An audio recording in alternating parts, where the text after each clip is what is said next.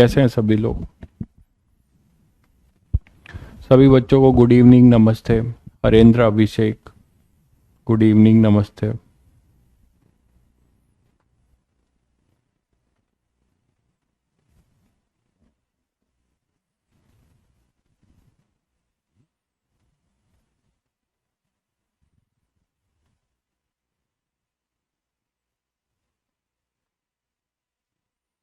Audio video clear है बच्चों? Audio video clear है?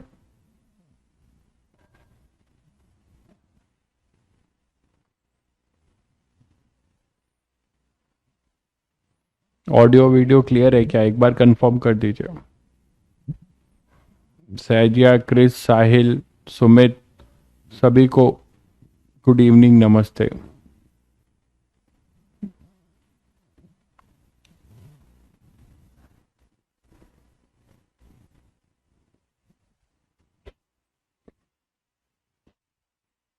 वेव का कितना वेटेज है भाई? जेई एडवांस में वेव तो आता है, एक दो क्वेश्चन जरूर आता है। जेई मेंस में थोड़ा कम वेटेज रहता है इसका अभी तक। अब आगे क्या होगा पता नहीं। चलिए, तो लास्ट टर्न पे हम लोग ये देख रहे थे कि इक्वेशन ऑफ लॉन्गिट्यूडनल वेव देखेंगे अब।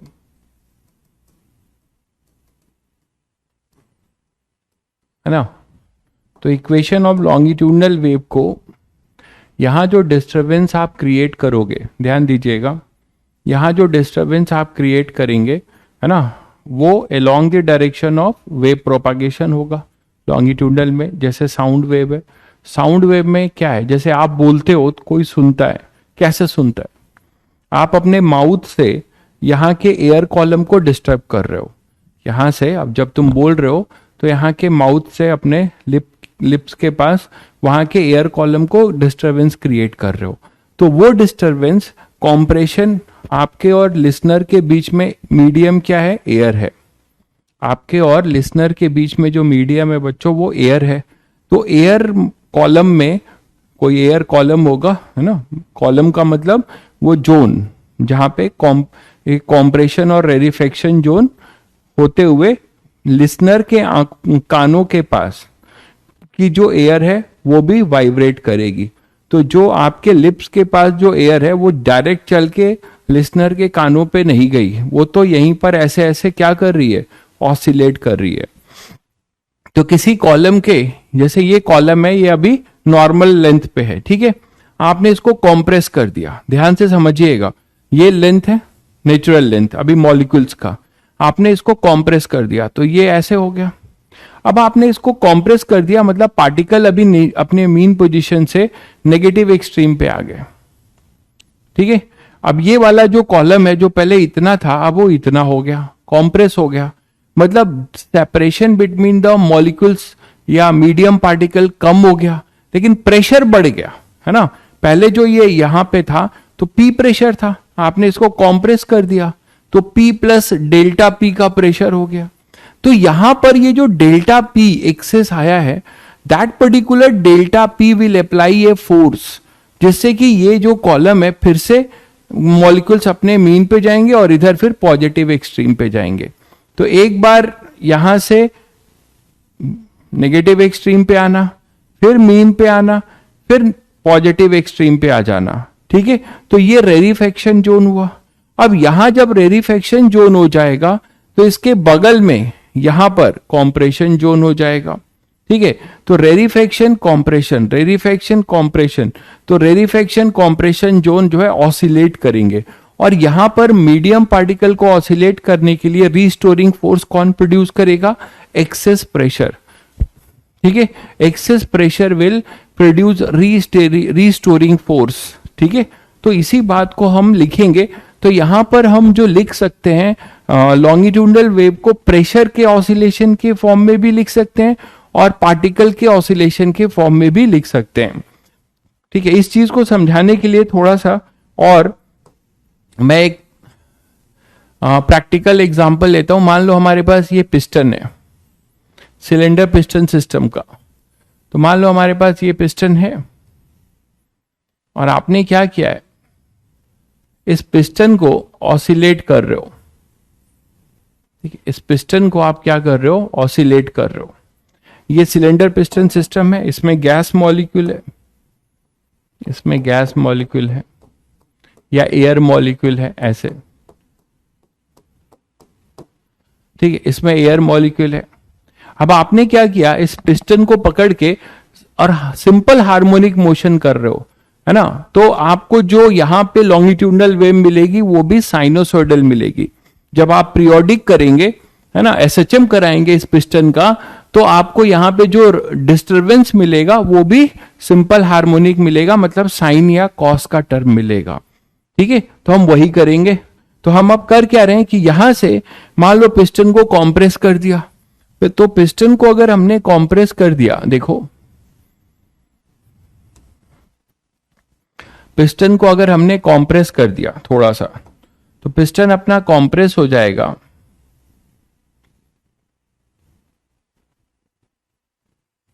मान लो यहां पर आ जाएगा।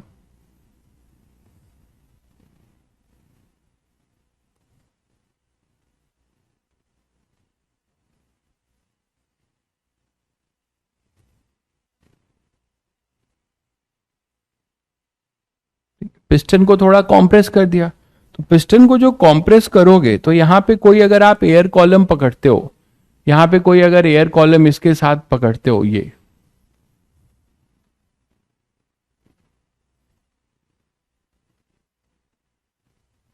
ठीक है, तो यहां जब कॉम्प्रेस करोगे तो ये जोन, ऐसे तो कॉम्प्रेशन पूरे में होगा, लेकिन कॉम्प्रेशन इफेक्टिव कहां पर दिखेगा, जो एयर मॉलिक्यूल या एयर कॉलम पिस्टन के करीब होंगे, वहां कॉम्प्रेशन आपको ज्यादा दिखेगा। मतलब यहां पे कॉम्प्रेशन जोन क्रिएट हो जाएगा, यहां पर एक कॉम्प्रेशन जोन क्रिएट हो जाएगा।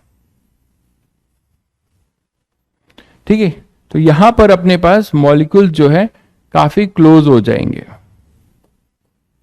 ठीक है, अब यहां पे प्रेशर अगर P था बच्चों, तो यहां पे जो प्रेशर होगा वो थोड़ा बढ़ जाएगा, P प्लस डेल्टा P हो जाएगा, है ना। यहां का pressure P plus delta P हो जाएगा। तो P तो पहले भी इस पे फोर्स लगा रहा था, और यहां भी एक्सेस प्रेशर जो होगा, एक्सेस फोर्स कौन लगाएगा यहां पर, रिस्टोरिंग फोर्स। ये जो मॉलिक्यूल्स आपको दिख रहे हैं, तो इस चीज को अगर आप यहां से समझो, तो मैं और आपको यहां से समझा रहा हूं। देखिए कि ये अपना नेचुरल लेंथ था, एक जोन था, ये अपना नेचुरल जोन था। अब आपने क्या किया, इसमें ये कॉम्प्रेस हो गया, ये कॉम्प्रेस हो गया।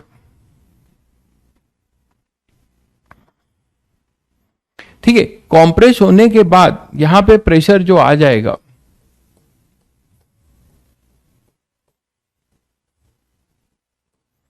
ये प्रेशर यहां पर P था, ये नॉर्मल जोन था। तो यहां पे मान लो अगर आप कोई पार्टिकल लेते हो, ऐसे तो सभी एयर कॉलम ऐसे ऑसिलेट करेंगे, आपको समझाने के लिए मैं केवल एंड वाले पे कुछ पार्टिकल ले रहा हूं। मान लो ये पार्टिकल्स हैं, तो ये अभी मीन पोजीशन पे है, इन पार्टिकल्स का ये मीन पोजीशन है। ठीक है, इन पार्टिकल्स का ये मीन पोजीशन है। तो ये अपने मीन पोजीशन से कहां पर आ गए हैं, अपने मीन पोजीशन से, ये इनका मीन पोजीशन है, तो अपने मीन पोजीशन से थोड़ा सा डिस्प्लेस हो गए हैं ये पार्टिकल, और यहां पर आ गए हैं।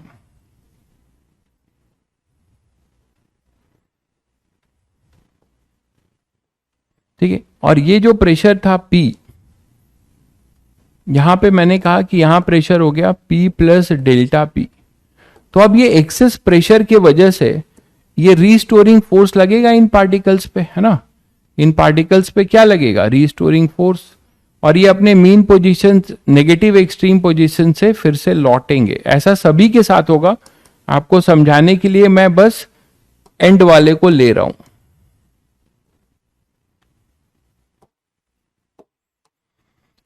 तो ऐसा सभी के साथ होगा, बट आपको समझाने के लिए मैं एंड वाला ले रहा हूं।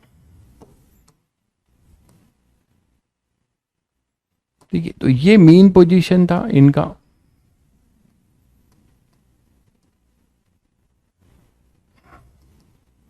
ठीक है, अब ये मीन पोजीशन से ये हो जाएगा आपका क्या, नेगेटिव एक्सट्रीम पोजीशन।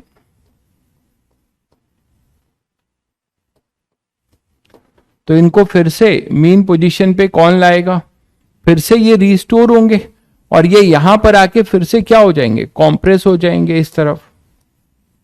तो फिर से जब रिस्टोर होंगे तो आपको पता है क्या होने वाला है, फिर से ये कुछ ऐसा हो जाएगा।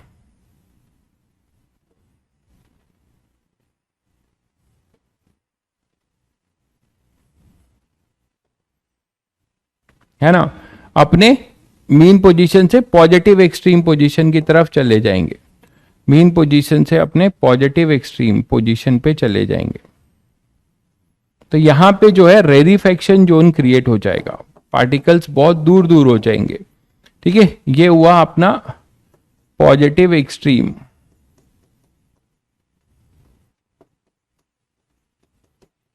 पॉजिटिव एक्सट्रीम पोजीशन, तो पार्टिकल जो है अब यहां पर आ जाएंगे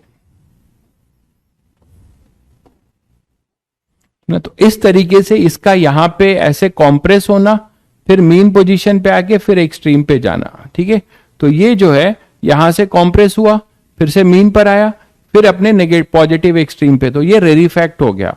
तो ये जोन एक बार जब रेरिफैक्ट होगा तो इस सराउंडिंग में क्या क्रिएट कर देगा, आप बताओ। सराउंडिंग में फिर से क्या क्रिएट होगा, कॉम्प्रेशन जोन। तो सराउंडिंग में फिर से जो है कॉम्प्रेशन जोन क्रिएट होगा। तो शायद सभी लोग समझ गए कि जैसे यहां पे कॉम्प्रेशन जोन था, ये कॉम्प्रेशन जोन यहां पर शिफ्ट हो गया एक तरीके से, है ना। तो ये कॉम्प्रेशन जोन, ये अपने पास हुआ रेरिफेक्शन जोन।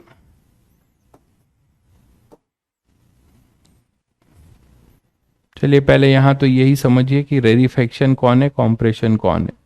तो ये अपने रेरिफेक्शन जोन हो गए, है ना। प्रेशर इसमें मिनिमम होगा, डिस्प्लेसमेंट मैक्सिमम हुआ, तो ये रेरिफेक्शन है।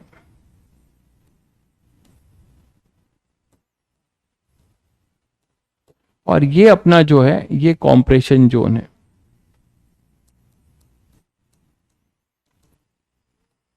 कॉम्प्रेशन जोन, ठीक है। तो रेरिफेक्शन जोन और कॉम्प्रेशन जोन, ये तुम लोगों को पहले समझ में आया। नेचुरल एयर कॉलम पहले कॉम्प्रेस हुआ, ठीक है। तो यहां से अपना जो है ये अपना नेचुरल एयर कॉलम है, तो यहां से जो है ये कॉम्प्रेस हुआ बच्चों। कॉम्प्रेस होने के बाद फिर से ये क्या होगा, एक्स्ट्रा रिस्टोरिंग फोर्स कौन देगा, डेल्टा पी। तो फिर से ये रेरिफैक्ट होगा, और एक बार जब ये रेरिफैक्ट होगा तो अपने सराउंडिंग आगे वाला कॉम्प्रेस होगा। आप खुद सोचो कि ये है, इसको आप ऐसे कॉम्प्रेस कर रहे हो, फिर ये यहां पर आ गया, फिर ऐसे कॉम्प्रेस हुआ नेचुरल पे, तो ये इधर आके क्या हो जाएगा, कॉम्प्रेशन जोन क्रिएट हो जाएगा। तो इसी तरीके से आप समझ रहे हो कि यहां से कॉम्प्रेशन और रेरिफेक्शन जोन, एक बार ये एसएचएम करेगा तो एक कॉम्प्रेशन जोन बनेगा जो आगे ट्रैवल हो चुका होगा। इस चीज को मैंने यहां से समझाने की कोशिश की है, ठीक है। एंड डेल्टा पी, ये जो होगा एफ आर जो होगा यहां पर, वो होगा delta p into A, restoring. तो रीस्टोरिंग जो होगा ड्यू टू एक्सेस प्रेशर, और ये एक्सेस प्रेशर भी ऑसिलेट करेगा। Restoring due to excess pressure.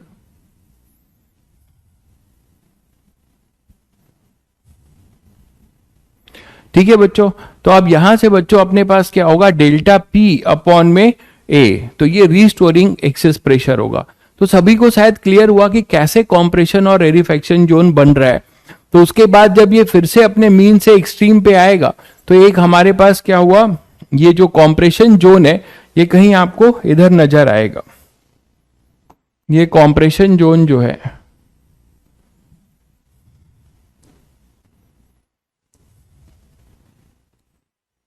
तो मान लो यहां से फिर से ये कॉम्प्रेस किया, फिर ये एलोंगेट होगा,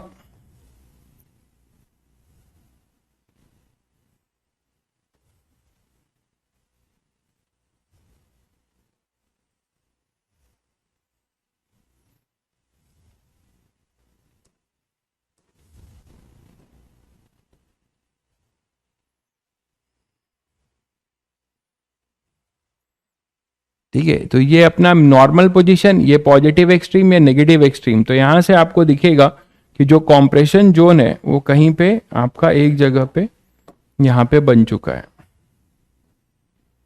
अब कॉम्प्रेशन जोन आपको यहां नजर आएगा।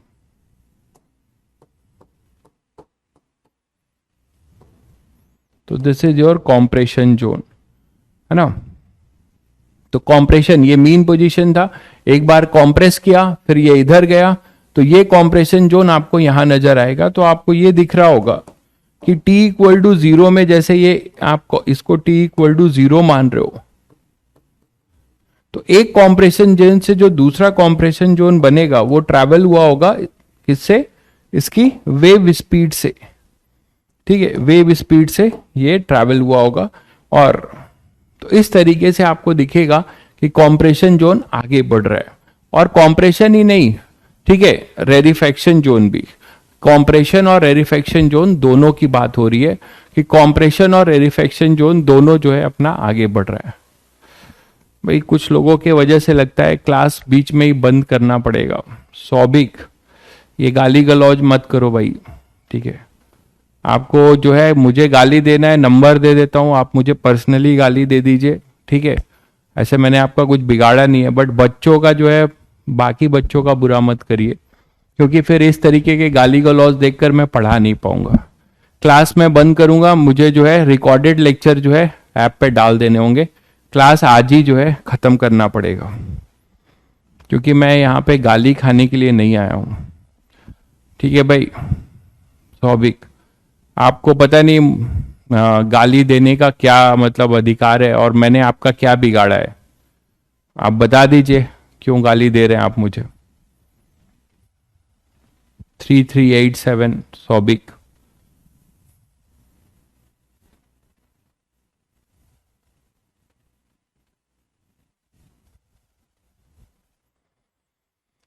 ठीक है भाई। तो यहां पर एक ऑसिलेशन से, ये मीन पोजीशन है, देखो पिस्टन को देखो, पिस्टन आपको मैं समझाने की कोशिश कर रहा हूं, डायरेक्ट भी रिजल्ट लिख सकता हूं। तो आपको नहीं समझ में आ रहा है तो आप चले जाइए, जहां समझ में आ रहा है वहां पढ़िए, ठीक है। बट गाली गलौज मत करिए, क्योंकि आप मुझसे ज्यादा गाली नहीं दे सकते भाई।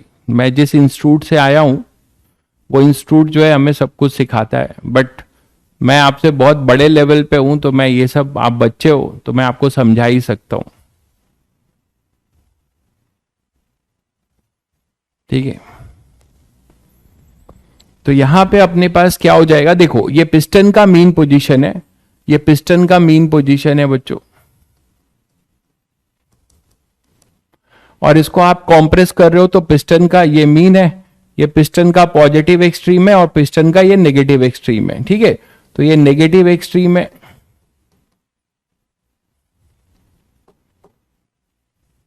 तो पिस्टन जो है सिंपल हार्मोनिक मोशन करेगा, तो उससे जो हमें वेव मिलेगी लॉन्गिट्यूडनल, वो साइनोसोडल मिलेगी। तो ये पॉजिटिव एक्सट्रीम पोजीशन हो जाएगा, ये पॉजिटिव एक्सट्रीम पोजीशन हो जाएगा, ये वेलोसिटी हो जाएगी। तो कुछ जनरल, अब हम इसकी इक्वेशन कैसे लिख सकते हैं, ठीक है। तो चलिए अब यहां से अब आप क्या बोल सकते हो कि हमें इक्वेशन लिखनी है। तो इक्वेशन आप बच्चों पिस्टन को देख के क्या लिख सकते हो, x is equal to a sine, है ना, ओमेगा, x के जगह पे मैं यहां पे s लिख रहा हूं। s से आपको ये थोड़ा समझ में आएगा कि डिस्प्लेसमेंट ऑफ पार्टिकल है, और ये मैक्सिमम डिस्प्लेसमेंट s नॉट है, s नॉट साइन ओमेगा, है ना। अब क्या लिखते थे बताओ, t minus x by v, है ना। इसको जनरलाइज करने के लिए आप क्या लिखते थे, t minus x by v, t minus x by v, t minus x by v. ये क्लियर है सभी को। चलिए, तो अब यहां से s equal to s naught sine omega t minus x by v, ये डिस्प्लेसमेंट के फॉर्म में होगा लॉन्गिट्यूडनल वेव की इक्वेशन। समझ ही रहे हो कि मीडियम पार्टिकल ऑसिलेट करेंगे, और मीडियम पार्टिकल ऑसिलेट करेंगे तो क्या बनाएंगे, कॉम्प्रेशन और रेरिफेक्शन जोन, कॉम्प्रेशन और रेरिफेक्शन जोन बनाएंगे, ठीक है, कॉम्प्रेशन और रेरिफेक्शन जोन बनाएंगे। ये क्लियर है सभी को, कॉम्प्रेशन और रेरिफेक्शन जोन बनाएंगे। तो यहां पर अपने पास होगा s naught sine omega t minus x by v. ये पहले क्लियर है सभी को? एस नॉट क्लियर है? यहां पे एस क्या है? S is the displacement of particle है, S is the displacement of particle है, और ये मैक्सिमम डिस्प्लेसमेंट है ना, तो डिस्प्लेसमेंट ऑफ पार्टिकल है।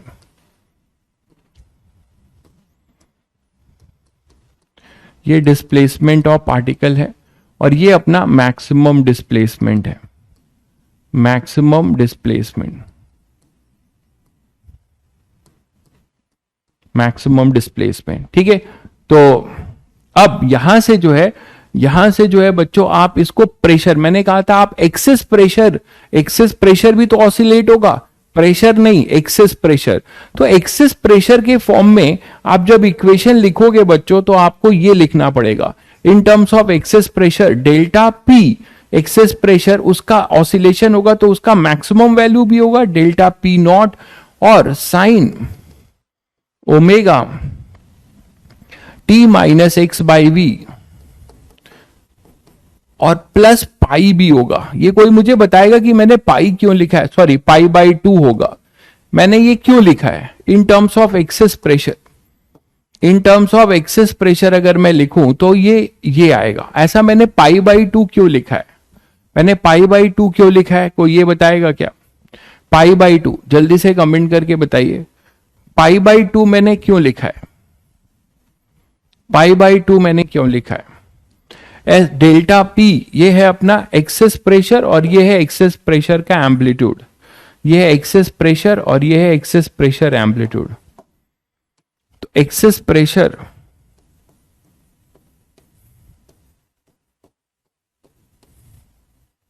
और ये हो जाएगा एक्सेस प्रेशर एम्पलीट्यूड।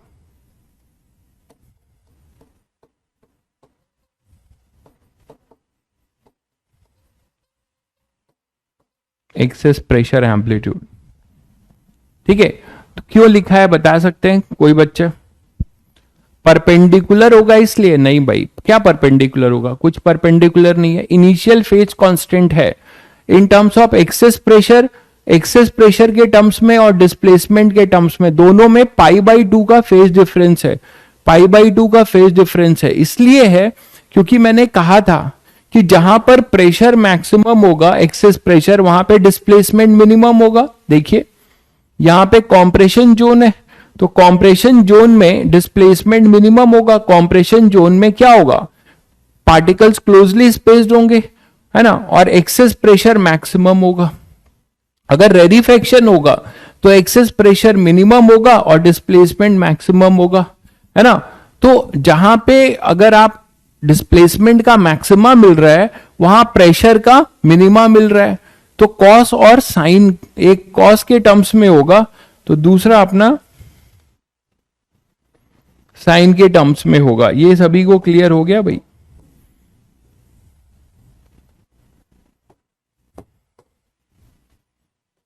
दूसरा अपना,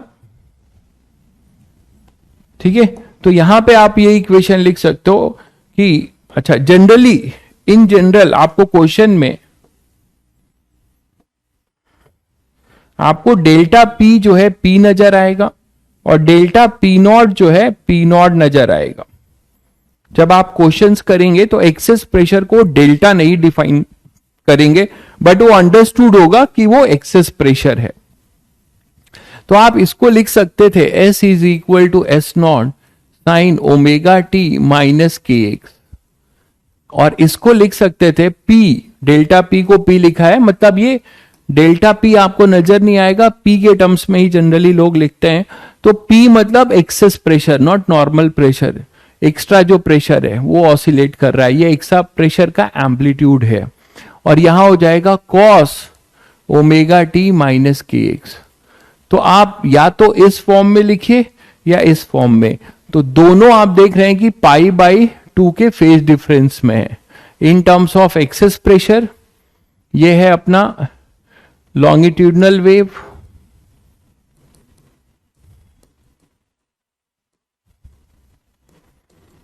इन terms of excess pressure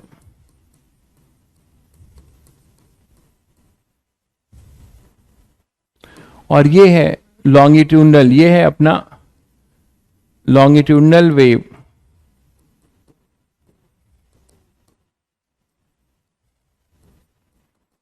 in terms of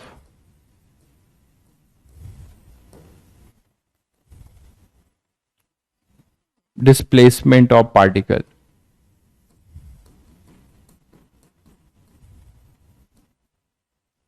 तो इन टर्म्स ऑफ डिस्प्लेसमेंट और इन टर्म्स ऑफ एक्सेस प्रेशर, दोनों में कितने का फेज डिफरेंस होगा? π/2 का फेज डिफरेंस होगा, दोनों में π/2 का फेज डिफरेंस होगा। ये क्लियर है बच्चों? ये सभी को क्लियर है? ये सभी को क्लियर है? आगे बढ़े तो सेम है जो अभी आपने ट्रांसवर्स वेव की देखा था इक्वेशन, वैसे ही है, बस इसमें ये ध्यान रहे कि ये दोनों के दो के टर्म्स में लिखा जा सकता है और बाकी भी फॉर्मेट आप उसी तरह कर सकते हैं। ये सभी को क्लियर है? चलिए अब बात करते हैं कि जो ये डिस्टरबेंस प्रोड्यूस हुआ वो किस स्पीड से आगे प्रोपागेट करेगा। तो wave speed of longitudinal wave, तो लॉन्गिट्यूडनल वेव की वेव स्पीड क्या है? इसके लिए लॉन्गिट्यूडनल वेव की जो वेव स्पीड है वो क्या है? अच्छा, एक इसमें रिजल्ट आपको ध्यान रखना है कि इन दोनों में एक रिलेशन होता है, ये बड़ा इंपॉर्टेंट है। प्रेशर, एक्सेस प्रेशर एम्पलीट्यूड और डिस्प्लेसमेंट एम्पलीट्यूड में एक रिलेशन है, वो है P naught is equal to B के एस नॉट। अब आपने अभी अभी एक चैप्टर में बी पढ़ा था। बी क्या था बच्चों? प्रेशर एम्पलीट्यूड और डिस्प्लेसमेंट एम्पलीट्यूड का रिलेशन। ये ध्यान रखिएगा, ये मैं डेराइव नहीं कर रहा हूं, मैंने कहा था कि अननेसेसरी डेरिवेशन में स्किप करूंगा, उसकी बहुत जरूरत नहीं पड़ेगी। तो P naught equal to B के S naught. Phase difference part बहुत आसान है। मैंने कहा कि फेज डिफरेंस इसलिए आएगा क्योंकि अगर कोई भी गैस है उसको जब दबा दोगे तो मॉलिक्यूल्स पास हो जाएंगे, उनमें प्रेशर बढ़ जाएगा जबकि डिस्प्लेसमेंट कम हो जाएगा। तो अगर आप डिस्प्लेसमेंट को साइन के साथ लिखते हैं तो प्रेशर के फॉर्म में कॉस होगा, क्योंकि जहां जहां साइन जीरो होगा वहां पे कॉस मैक्सिमम होगा, इसीलिए π/2। बहुत बढ़िया भाई दुर्गेश, बल्क मॉडुलस है बिल्कुल। तो ये उस मीडियम का बल्क मॉडुलस है, बल्क मॉडुलस ऑफ गैस, जो भी गैस होगा।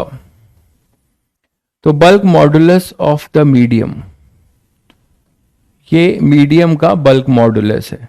ठीक है, तो रिलेशन बिटवीन, ये आपको क्या बता रहा है? Relation between pressure amplitude, access pressure amplitude and displacement amplitude, ये होता है relation between access pressure amplitude, access pressure amplitude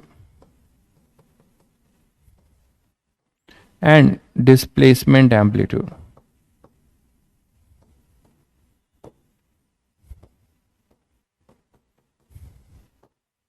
relation between access pressure amplitude and displacement amplitude, ये क्लियर है बच्चों?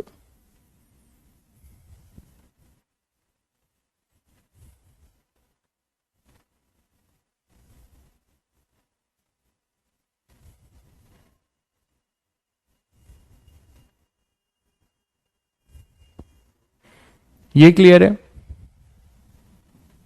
बिल्कुल, बल्क मॉडुलस नहीं देखा होगा भाई, आपका नाम क्या है? हाँ, सुप्रतिम आपका नाम नहीं देख पाया होगा भाई, आपने भी बोला होगा।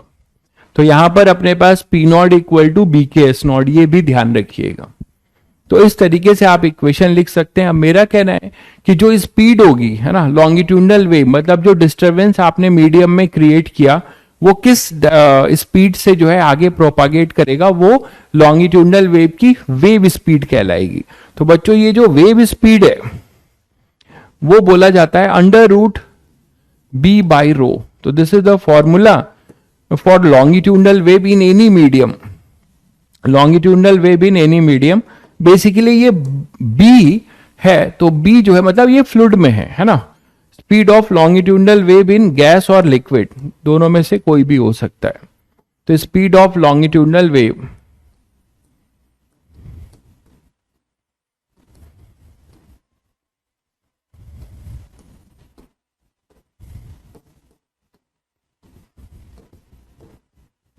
गैस और लिक्विड, है ना। और बी जो है बल्क मॉडुलस ऑफ मीडियम होगा।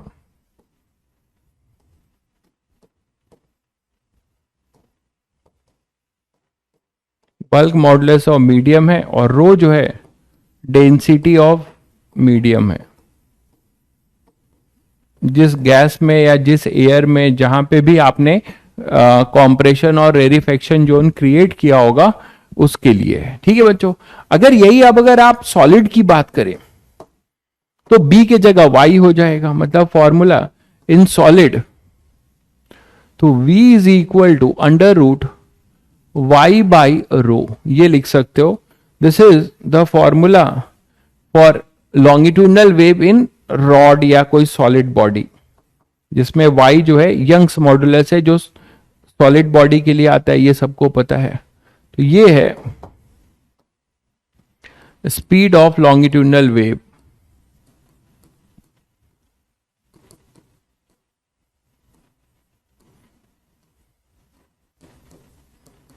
In solid medium, in solid, और y क्या है, यंग्स मॉडुलस।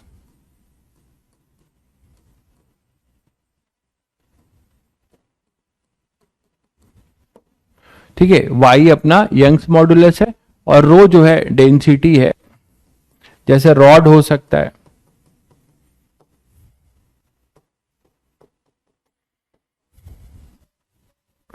जैसे देखो, मान लो अगर आपको मैंने एक रॉड दिया है और एक हैमर दिया है, अगर मैंने रॉड और हैमर दिया है तो आप इसमें, आप बोलो सर इसमें लॉन्गिट्यूडनल वेव कैसे होगा, वो आपके ऊपर है। मान लो ये रॉड है और मैंने आपको एक हैमर दिया है, ठीक है, थॉर वाला हथौड़ा, ठीक है, आपको मैंने हैमरिंग करने के लिए बोला इस रॉड पे, तो यहां से थॉर भी वेव क्रिएट करता था ना भाई, एवेंजर सीरीज देखा ही होगा तुम लोगों ने।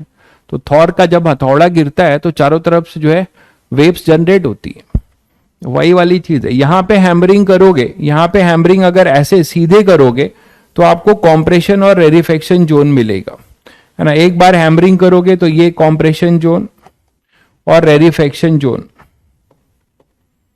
यहां से ये कॉम्प्रेशन हुआ, उसके बाद से फिर ये रेरिफेक्ट हो जाएगा, तो कॉम्प्रेशन जोन फिर आगे बढ़ता जाएगा। अगर आप हैमरिंग ऐसे कर रहे हो, ये है, तो इसको अगर आप हैमरिंग ऐसे कर रहे हो तो आपको केवल क्या जनरेट होगा, कॉम्प्रेशन जोन, मतलब लॉन्गिट्यूडनल वेव। ठीक है, लेकिन अगर यही हैमरिंग आप ऐसे कर रहे हो, इसमें अगर इस रॉड में हैमरिंग ऐसे कर रहे हो,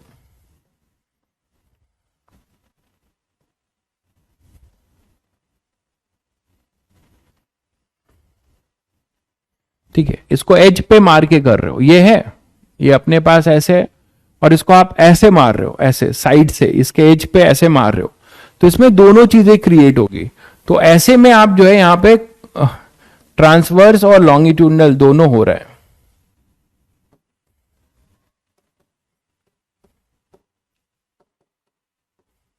है ना, दोनों डिस्टरबेंस आप दोगे, और यहां पे आप केवल जो है लॉन्गिट्यूडनल है, यहां पे अपने पास केवल लॉन्गिट्यूडनल होगा। क्लियर है? तो इस तरीके से आप ये देख सकते हो। तो ये दो फॉर्मूला है अपना, जनरल कोई भी लॉन्गिट्यूडनल वेव अगर किसी मीडियम में है, फ्लूइड में है, गैस या लिक्विड में तो बी बाई रो, सॉलिड में है तो वाई बाई रो। ठीक है, अब बात करते हैं जो अपना लॉन्गिट्यूडनल वेव का एग्जांपल है साउंड वेव। तो स्पीड ऑफ साउंड वेव,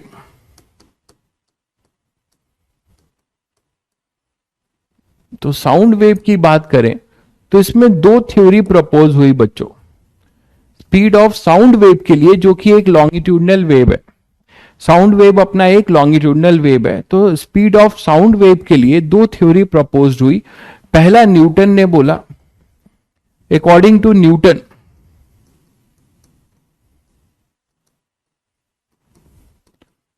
अगर आपने थर्मोडायनेमिक्स पढ़ी है तो आपको चीजें थोड़ी आसान होगी, नहीं तो आपको अभी एज इट इज लेना पड़ेगा।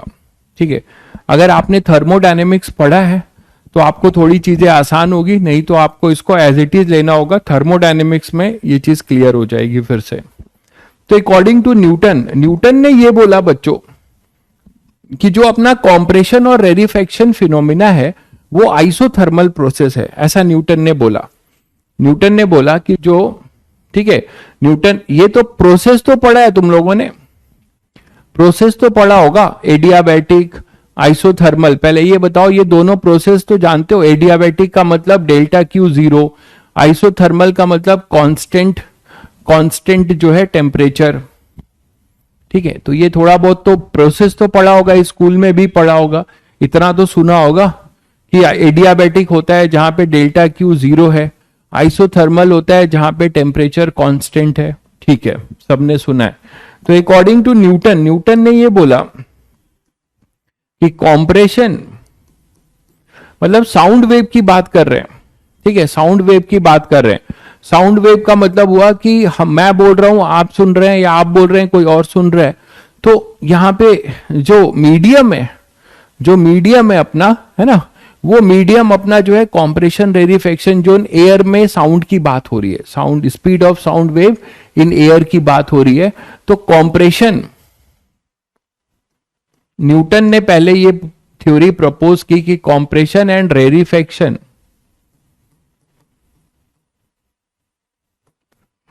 फिनोमिना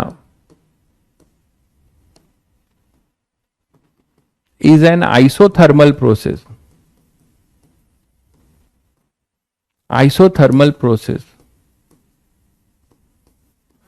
तो जब ये आइसोथर्मल प्रोसेस होगा तो आइसोथर्मल का मतलब है कि उसका बल्क मॉडुलस क्या होगा, मतलब जो एयर है अगर वो आइसोथर्मली कॉम्प्रेस और रेरिफैक्ट हो रही है तो उसका बल्क मॉडुलस हम निकाल सकते हैं। आइसोथर्मल प्रोसेस का मतलब हुआ, मतलब दैट इज टेम्परेचर कांस्टेंट। पूरा ही लिख दूं, कुछ लोग नहीं समझ पाएंगे।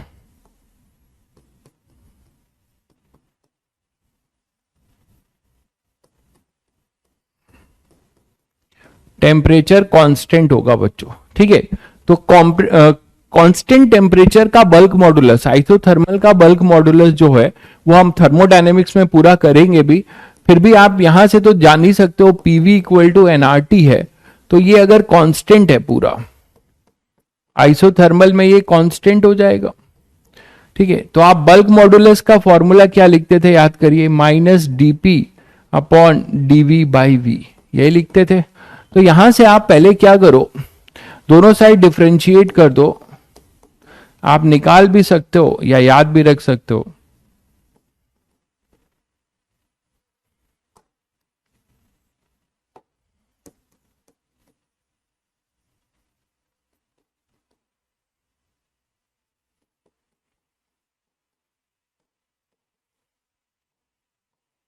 विथ रिस्पेक्ट टू वॉल्यूम मान लो, तो वॉल्यूम के रिस्पेक्ट में डिफरेंशिएट करोगे तो ये भी अपना चेंज हो रहा है, ये भी केवल कांस्टेंट ये है।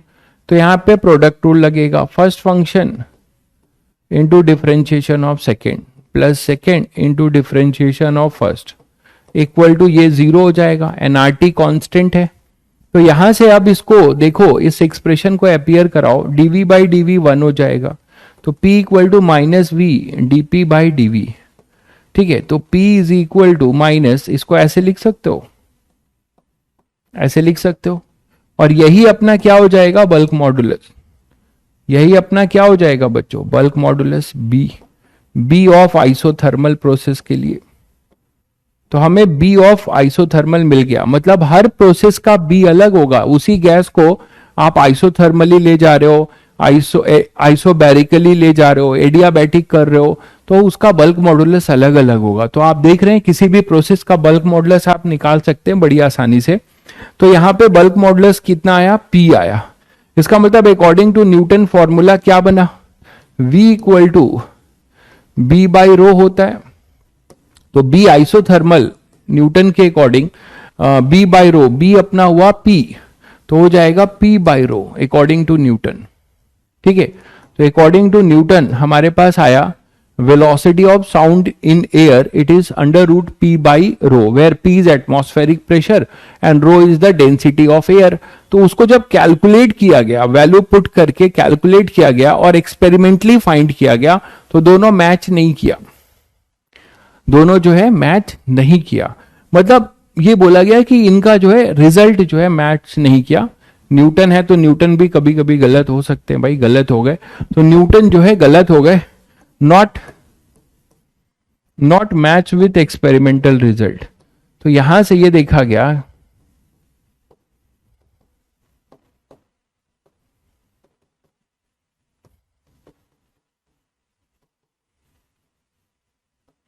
एक्सपेरिमेंटल वैल्यू के साथ बच्चों ये मैच नहीं किया, velocity of sound in air. ठीक है, तो velocity of sound in air जो है मैच नहीं किया।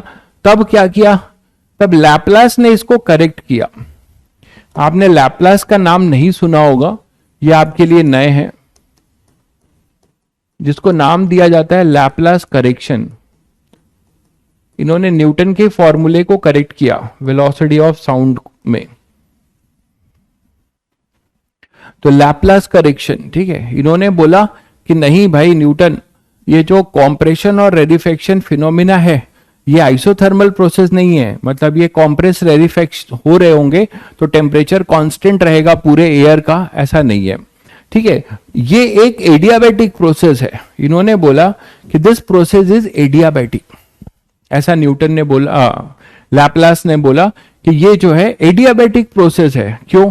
जिन बच्चों ने एडियाबैटिक प्रोसेस पढ़ा होगा उनको पता होगा कि उसमें सिस्टम एंड सराउंडिंग के बीच में जो हीट एक्सचेंज होता है, मैं याद दिला दूं थोड़ा सा, सिस्टम और सराउंडिंग के बीच में जो हीट एक्सचेंज होता है डेल्टा क्यू, वो जीरो होता है। डेल्टा क्यू अपना क्या होता है, जीरो होता है। समझ गए?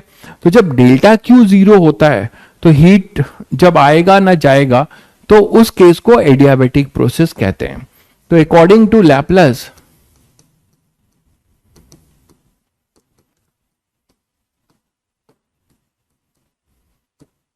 compression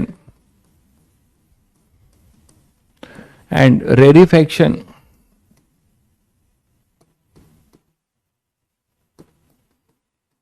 is an adiabatic process, that is no heat exchange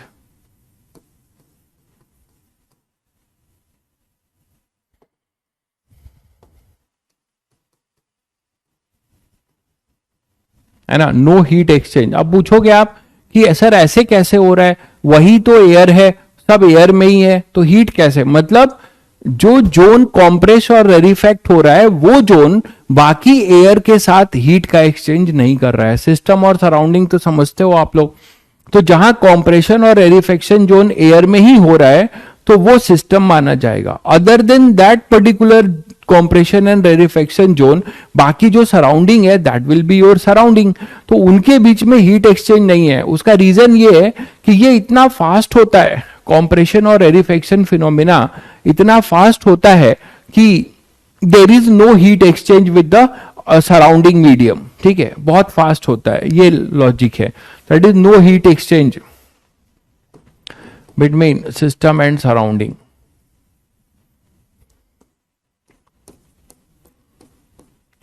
तो सिस्टम और सराउंडिंग के बीच में कोई हीट एक्सचेंज नहीं होता है। तो जब ऐसा है तो इसका बल्क मॉडुलस निकाल लें, है ना। जैसे न्यूटन ने आइसोथर्मल में बल्क मॉडुलस हमें P मिला था, उसी तरीके से एडियाबैटिक में। तो अब इसके लिए बच्चों एडियाबैटिक की इक्वेशन हम अभी पढ़ेंगे तो सब ये आपको पता चलेगा जिन्होंने नहीं पढ़ा है। पीवी की power gamma equal to constant, this is the equation of adiabatic. Adiabatic की इक्वेशन होती है पीवी की power gamma, where gamma is adiabatic constant.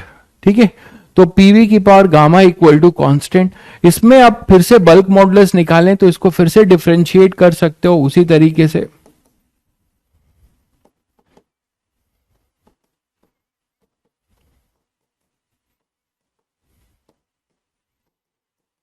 With respect to volume, तो क्या लिखोगे, फर्स्ट फंक्शन इनटू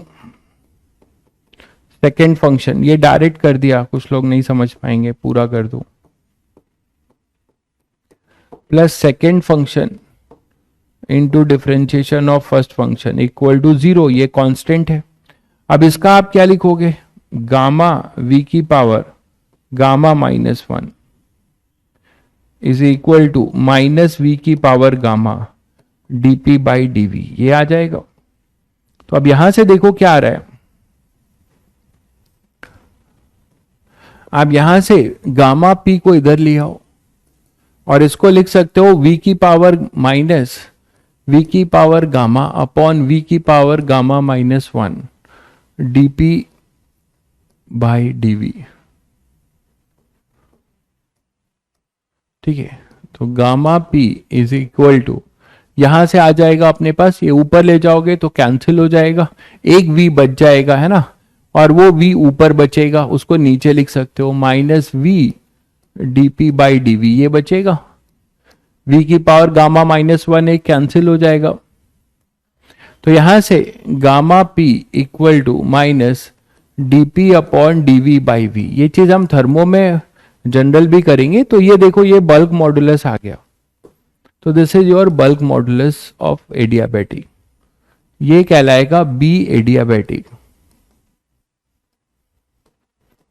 ठीक है, तो ये होगा गामा पी, तो गामा पी होगा, तो आप यहां से आप लिख सकते हो क्या, इसका वॉल्यूम का स्पीड, तो वी ऑफ साउंड ये लिखा जाएगा under root gamma p by rho. ये फॉर्मूला मिला अकॉर्डिंग टू लैपलास करेक्शन, और इसको एक्सपेरिमेंटली देखा गया, वेलोसिटी ऑफ साउंड को इसको एक्सपेरिमेंटली देखा गया बच्चों, तो ये रिजल्ट करेक्टली मैच हुआ।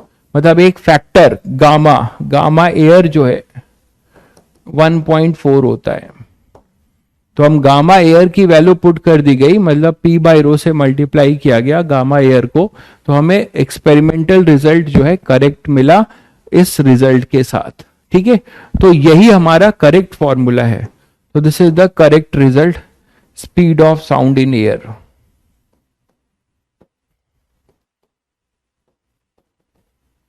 किसी और मीडियम में होगा तो gamma of that particular gas करना पड़ेगा।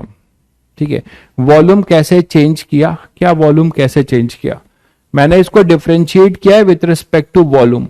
भाई वॉल्यूम कॉम्प्रेशन और रेडिफेक्शन जोन है, तो वॉल्यूम क्यों नहीं चेंज होगा भाई। गामा एयर जो है 1.5, ये एडियाबेटिक प्रोसेस है ना कि आइसोकोरिक प्रोसेस है। आइसोकोरिक प्रोसेस में वॉल्यूम कांस्टेंट होता है, तो वॉल्यूम तो कांस्टेंट होने का कोई सवाल ही नहीं है, कॉम्प्रेशन और रेडिफेक्शन हमेशा ऑकर हो रहे हैं।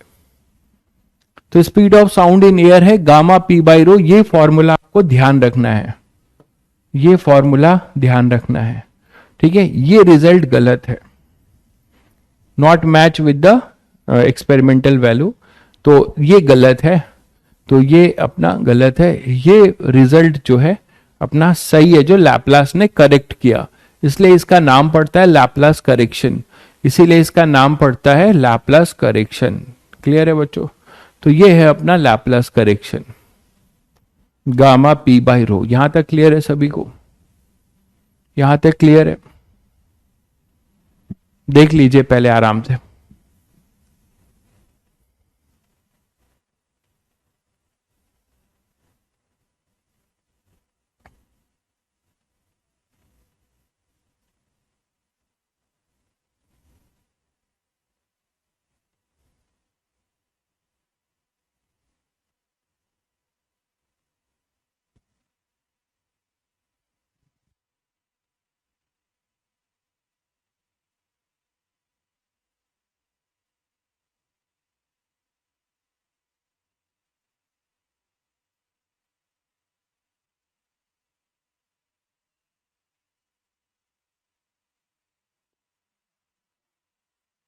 गामा ऑफ एयर 1.4 होता है भाई, गामा ऑफ एयर 1.4 होता है, ऐसे दिया होगा, और किसी गैस का गामा होगा तो मोनो एटॉमिक है कि डायटॉमिक है, वो सब हम आगे पढ़ेंगे, थर्मो का पार्ट है वो, जिन्होंने पढ़ लिया होगा उनको आइडिया होगा गामा मोनो क्या होता है, गामा डाय क्या होता है। ठीक है, ये क्लियर है सभी को। चलिए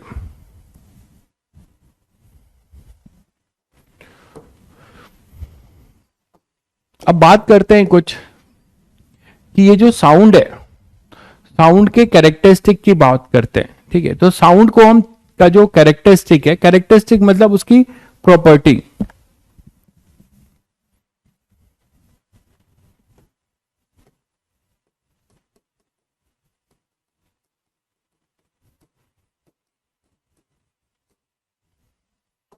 तो साउंड का जो कैरेक्टरिस्टिक है उसके कैरेक्टरिस्टिक को हम तीन चीजों से जानते हैं।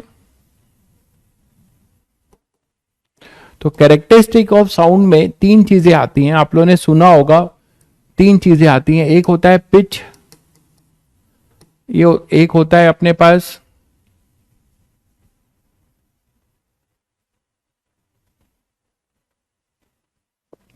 पिच, पिच लाउडनेस और पिच और लाउडनेस। नेगेटिव क्यों लिया है, कहां पे नेगेटिव क्यों लिया है भाई? ये तो ये नेगेटिव, कौन सा नेगेटिव कह रहे हो? ये नेगेटिव ऐसे आया है ना, देखिए ये जो है, अरे भाई इसको मैं इधर ले गया, इस वाले को इधर ले गया तो नेगेटिव नहीं आएगा। ये प्लस जब इधर आएगा तो ये माइनस नहीं आ जाएगा। ये प्लस यहां पे उठ के नेगेटिव आया है भाई। जब मैं इसको जीरो के इधर ले गया तब ये माइनस आया है। ठीक है, क्लियर है? तो ये यहां पे प्लस को आप जब इधर ले आओगे तो ये उठकर जो है यहां पर माइनस आया। शायद समझ में आ गया होगा। ठीक है, समझ में आ गया होगा भाई। बिल्कुल, पिच लाउडनेस और क्वालिटी, बहुत बढ़िया भाई, बहुत बढ़िया। पिच लाउडनेस एंड क्वालिटी, ये तीन चीजों से, पिच लाउडनेस और क्वालिटी, इन तीन चीजों से आप किसी साउंड के कैरेक्टरिस्टिक को डिफाइन करते हो। पिच बेसिकली रिलेटेड होता है फ्रीक्वेंसी के साथ। ठीक है, pitch is related with frequency. Pitch अपना फ्रीक्वेंसी के साथ रिलेटेड होता है। ये पहले क्लियर है सभी को? आप लोग बताओ लाउडनेस क्या है? कोई बताएगा, स्कूल में पढ़ाया गया होगा। लाउडनेस बताओ क्या है?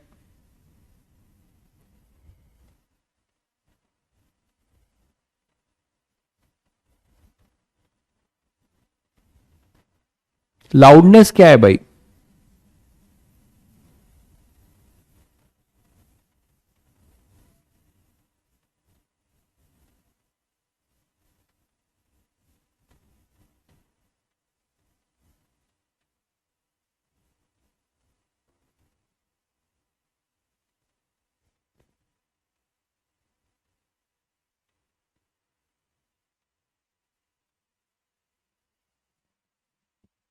शोर शराबा इज लाउडनेस, बहुत बढ़िया, ये सही है। शोर शराबा इज लाउडनेस। पिच से आप ये डिफ्रेंशिएट कर सकते हो।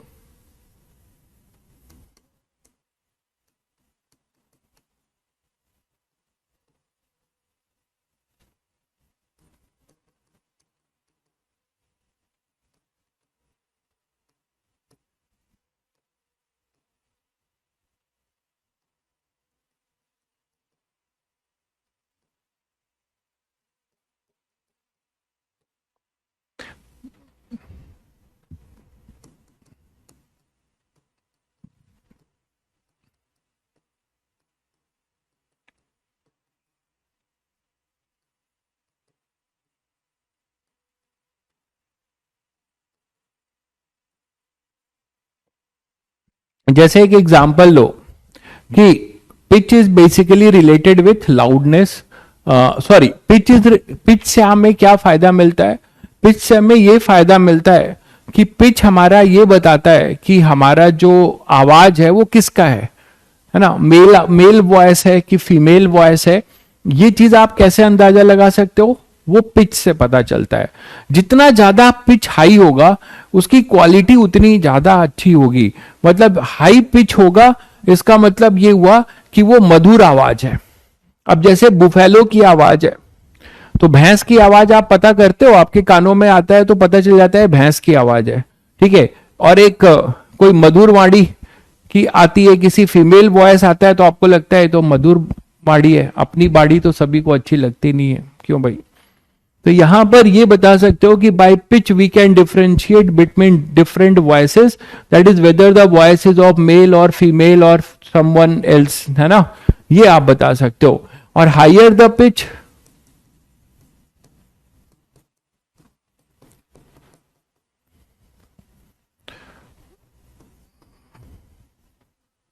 Quality of sound is good. तो जितनी अच्छी आवाज होगी उसका पिच हाई होगा, जितनी अच्छी आवाज होगी उतना जो है आवाज जितनी अच्छी होगी उतना ज्यादा उसका पिच हाई होगा। ये क्लियर है बच्चों? ये सबको क्लियर है? ये क्लियर है? चलिए, क्वालिटी भी समझ ही रहे हो आप। क्वालिटी आपको क्या बताता है? क्वालिटी बता दी आपको कि हायर द, क्वालिटी भी लगभग वही है कि आपको ये quality of sound is good, वहां से आप बता सकते हो कि पिच से ही रिलेटेड होता है बेसिकली, है ना। अब बात करते हैं लाउडनेस की। लाउडनेस की बात करें तो लाउडनेस आपको यह बताता है इंटेंसिटी, कि आवाज कितनी तेज है या धीरे है। ठीक है, तो लाउडनेस तुम्हें यह बताता है कि it tells us about the intensity of sound. Loudness basically तुम्हें क्या बताता है? ये टेल्स अस अबाउट द, ये सब स्कूल के एग्जाम में भी आता है आपके, इंटेंसिटी, ये सब स्कूल के फाइनल एग्जाम में सब आएगा, इंटेंसिटी ऑफ साउंड, है ना। इंटेंसिटी ऑफ साउंड को हम मेजर करते हैं डेसिबल से।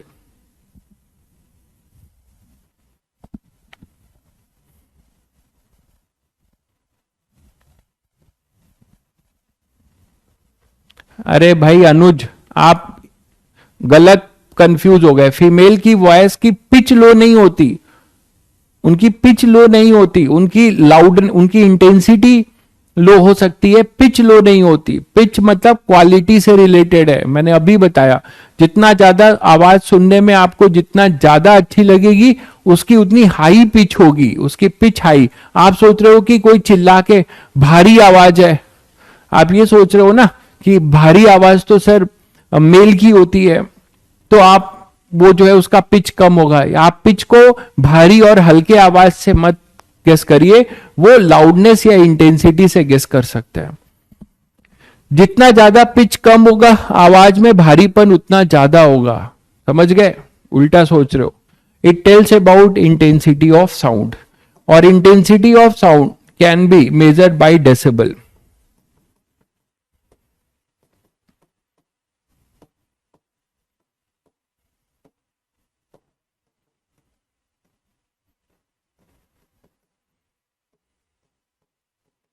डेसिबल जिसको हम डीबी कहते हैं, ठीक है। डेसिबल, डेसिबल यूनिट होती है, ठीक है। डेबिल वो होता है डीबी, है ना। तो डीबी, तो अब इसका जो फॉर्मूला होता है बच्चों इंटेंसिटी का, वो होता है I naught log, sorry, I equal to beta. Beta है लाउडनेस, ये लाउडनेस मेजर करने का पैरामीटर है, लाउडनेस है बीटा। इसको हम बोलते हैं 10 log I upon I not.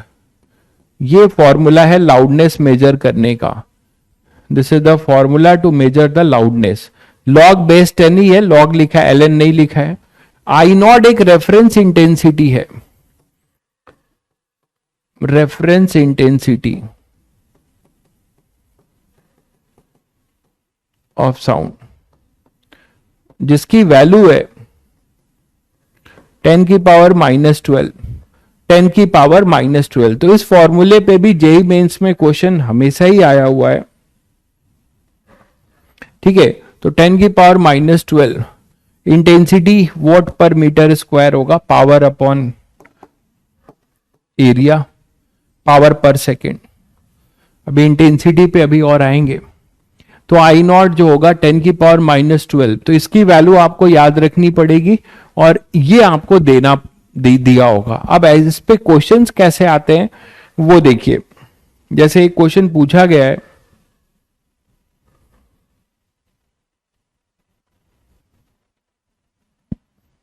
कि जो साउंड लेवल है, ये बेसिकली लाउडनेस, इसको आप ऐसे लिख सकते हो, टू साउंड लेवल मेजर करने का फॉर्मूला है beta, measure the sound level. ये साउंड लेवल है, साउंड लेवल है, साउंड लेवल मेजर करने का फॉर्मूला है बीटा।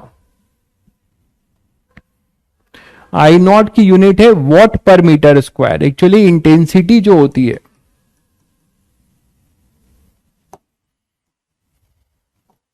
आगे अभी हम पढ़ेंगे इस पे। इंटेंसिटी जो होती है वो होती है energy per unit area per unit time, और एनर्जी अपॉन टाइम सबको पता होता है, वर्क पावर में पढ़ा है आपने, पावर अपॉन एरिया। तो पावर की यूनिट हो गई वॉट, एरिया की यूनिट हो गई मीटर स्क्वायर, तो वॉट पर मीटर स्क्वायर। ठीक है, वॉट पर मीटर स्क्वायर, ये क्लियर है। तो this is sound level beta, this is sound level beta, ये क्लियर है सभी को। चलिए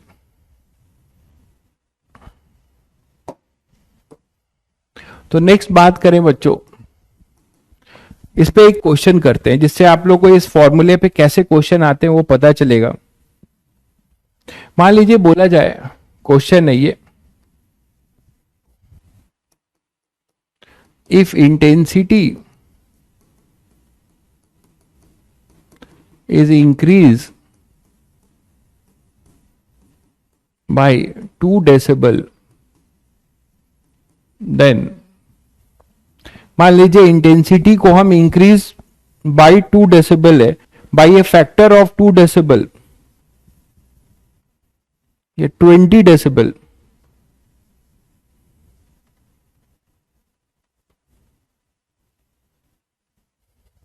इफ इंटेंसिटी है ना तो डेसिबल का होगा, if intensity increase by a factor of, ऐसे लिखो 20, then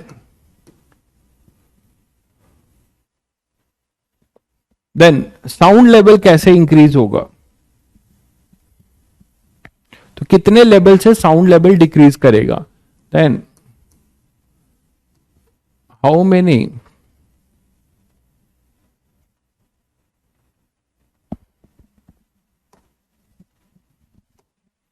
then how sound level will increase,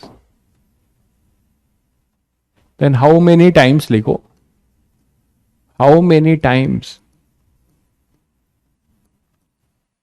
sound level increase, तो साउंड लेवल किससे कितने टाइम से बढ़ जाएगा। हाँ, intensity directly proportional to amplitude square होता है, बिल्कुल सुप्रतिम, बिल्कुल बढ़िया, अभी आगे हम करेंगे इसको। तो इफ इंटेंसिटी, अभी तो मैं साउंड के कैरेक्टरिस्टिक में इंटेंसिटी जो है उसको डिस्कस कर रहा हूं। तो intensity is increase by a factor of 20, then how many times sound level increase. तो इसमें आपको क्या बोला जा रहा है, आपको क्या निकालना है कि जो आई था फॉर्मूले में, जो आई था उसको 20 टाइम्स कर रहे हो।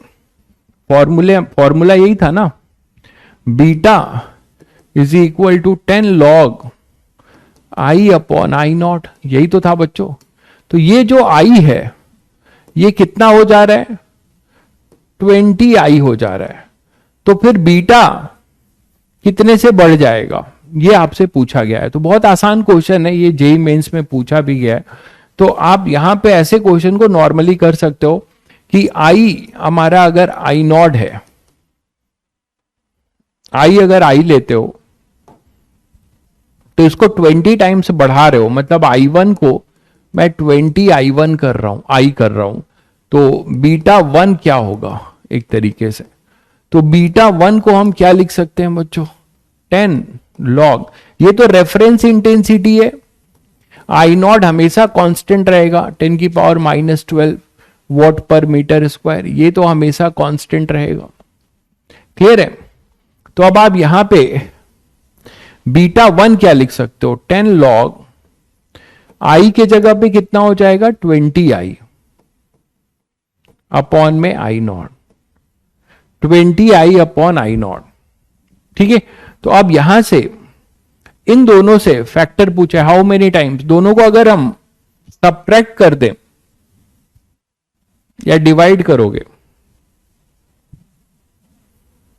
डिवाइड कर देते तो बीटा 1 अपॉन बीटा 10 कैंसिल हो गया, log 20 I upon I not upon में लॉग आई अपॉन में आई नॉट, यही तो होगा बच्चों। इनफैक्ट इसको सबट्रैक्ट करना ज्यादा बेटर है, सबट्रैक्ट कर दो, मुझे लगता है बीटा वन हमें चाहिए, ठीक है, तो बीटा वन चाहिए तो सबट्रैक्ट कर देते हैं। तो beta one minus beta is equal to क्या हो जाएगा, 10 बाहर आ जाएगा, log 20i/i0 minus log i/i0। तो यहां से जब करोगे तो beta one minus beta equal to 10, इसको log a माइनस log b में ब्रेक करोगे तो i0 तो कैंसिल हो जाएगा, ठीक है। तो यहां बचेगा क्या, केवल log 20 बचेगा। चेक करो इसको, जब आप ओपन करोगे तो यहां पे हमारे पास केवल क्या बचेगा, log 20, ये चीज दिख रहा है। चलिए, तो अब इसको आप क्या लिख सकते हो, log 2, इसको ऐसे भी लिख सकते हो, log 2 प्लस log 10, और log 10/10 ये तो 1 हो जाएगा, तो अपने पास आ जाएगा log 2, वो हो जाएगा 10, और log 2 कितना होगा, 2.303 प्लस 1 तो 3। अच्छा, बीटा कितना दिया था, बीटा 1 इनिशियली दिया हुआ है क्या,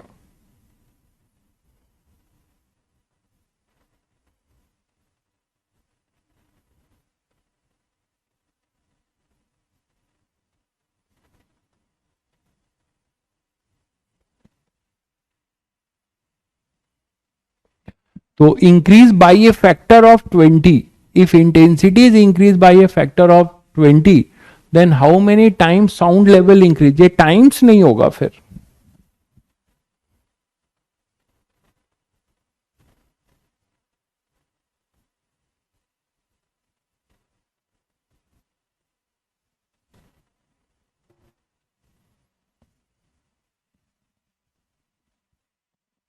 रेशियो लेने से क्या होगा, टाइम्स नहीं होगा, देन हाउ मेनी,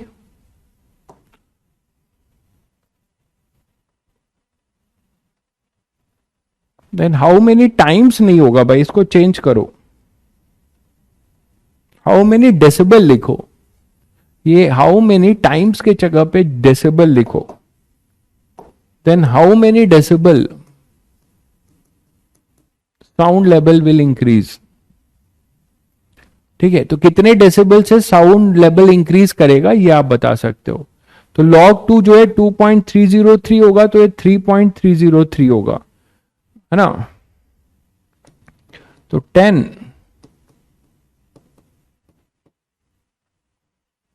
तो यहां से कितना आ जाएगा,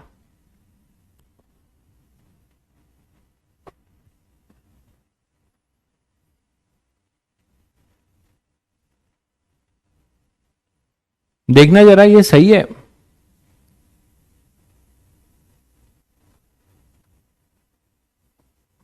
log 20 को मैंने क्या लिखा, log 2 इंटू 10, तो log 2 प्लस log 10 ये तो 1 हो गया, और ये 2 log 2 तो 2.303, अच्छा log 2 0.3 है, हाँ हाँ ठीक है,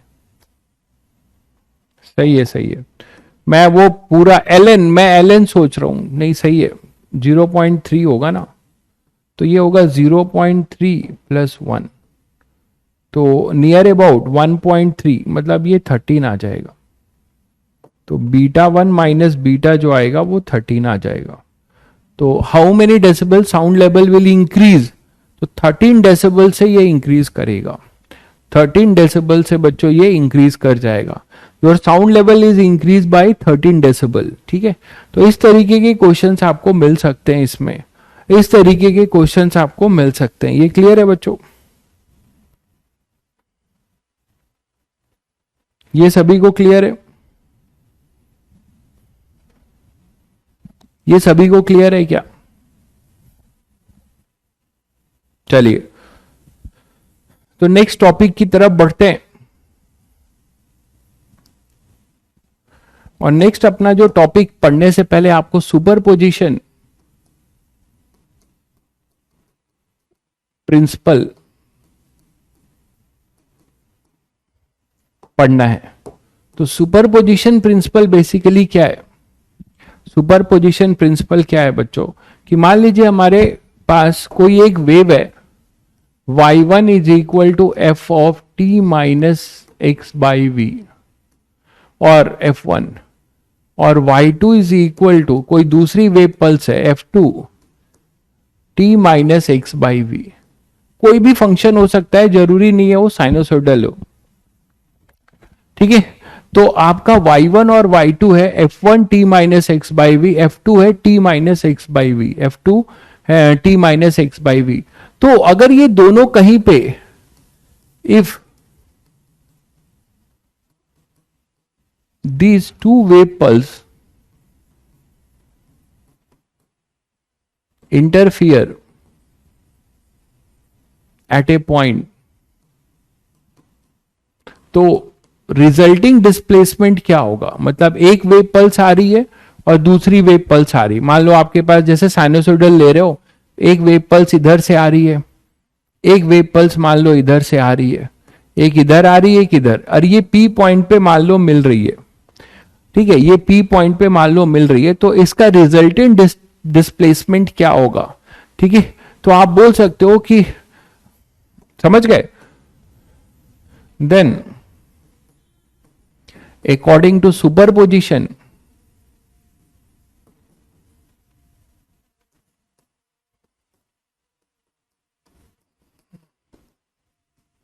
प्रिंसिपल वाई आर रिजल्टेंट जो होगा वो y1 प्लस y2 होता है। ये है अपना रिजल्टेंट डिस्प्लेसमेंट, ठीक है। तो वाई आर जो लिखेंगे वो आप लिखेंगे y1 प्लस y2, मतलब f1 t minus x by v plus f2 t minus x by v. ये फंक्शन कैसा भी हो सकता है। इसका ये मतलब हुआ बच्चों कि इस फंक्शन ने कितना डिस्प्लेस किया, और इस वाले डिस्टरबेंस ने उस पॉइंट को कितना डिस्टर्ब किया, किस पॉइंट को, जहां पर ये दोनों इंटरफेयर कर रहे हैं। मिलने के लिए वो अपोजिट में होने चाहिए, कोई जरूरी नहीं है, ठीक है। वेव स्पीड अलग अलग होगी तो मिल लेंगे। तो f1 t माइनस कोई जरूरी नहीं है भाई, आप जो बोल रहे हो कि अपोजिट डायरेक्शन में होनी चाहिए, उससे एक पर्टिकुलर इंटरफेरेंस होगा और उसको हम कहेंगे स्टैंडिंग वेव, वो हम आगे पढ़ेंगे, ठीक है भाई संदीप। आप जो बोल रहे हो कि अपोजिट डायरेक्शन में आए, तो वो एक पर्टिकुलर इंटरफेरेंस है। मैं अभी जनरल सुपरपोजिशन बता रहा हूं, कोई भी दो वेव पल्स कैसे भी मिल सकती हैं किसी पॉइंट पे, तो जिस पॉइंट पे वो मिलेंगी, दोनों ने मिलकर जो रिजल्टेंट डिस्टरबेंस क्रिएट किया होगा उस पॉइंट पे, वो इंडिविजुअल डिस्टरबेंस का सम होगा, सिंपल। तो यही चीज यहां पर लिखा गया है, ठीक है। दिस इज द वे। अब इसमें मान लो फंक्शन अपना साइनोसॉइडल हो जाता है, फंक्शन अपना साइनोसॉइडल हो जाता है, तो हम उसको कैसे करें? एक तो मैथ्स वाला फंक्शन है, हमने साइनोसॉइडल वेव पढ़ा है, तो साइनोसॉइडल में वहां साइन आ जाएगा, तो साइन फंक्शन को हम ऐड करेंगे तो मैथ्स बहुत बड़ा जाता है। तो यहां मैं आज आपको सिखाऊंगा फेजर मेथड, जिससे कि हम दो या दो से अधिक साइन फंक्शन को कैसे बिना मैथ्स के जो है ऐड करके रिजल्टेंट निकाल सकते हैं, ठीक है। तो थोड़ा सा ब्रेक ले लेते हैं, ठीक है, तुम लोग भी थक गए होगे, तो थोड़ा सा ब्रेक ले लेते हैं भाई। 5:15 हो रहे हैं, से 5:30 तक का ब्रेक ले लेते हैं, ठीक है। ये ब्रेक ले लेते हैं, उसके बाद खींचेंगे। तो ये आपका ब्रेक है, आ जाइएगा सब लोग। क्लास यही रहेगी, है ना, नया कुछ नहीं है, यही क्लास कंटिन्यू रहेगी, ठीक है, यही क्लास कंटिन्यू रहेगी। थोड़ा सा ब्रेक ले लेते हैं,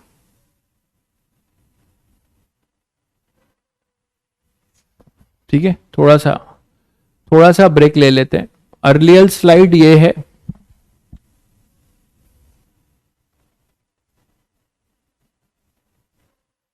करा देंगे भाई, उत्कर्ष सब करा देंगे, ग्रेविटेशन भी करा देंगे, don't worry, unit and measurement भी करा देंगे। 45 मिनट्स का ब्रेक क्या करोगे यार, हैं? चलो आप बोलते हो तो 5 मिनट और, चलो ठीक है। 5:35 सेम क्लास, सेम ही लिंक से क्लास कंटिन्यू रहेगी, ठीक है।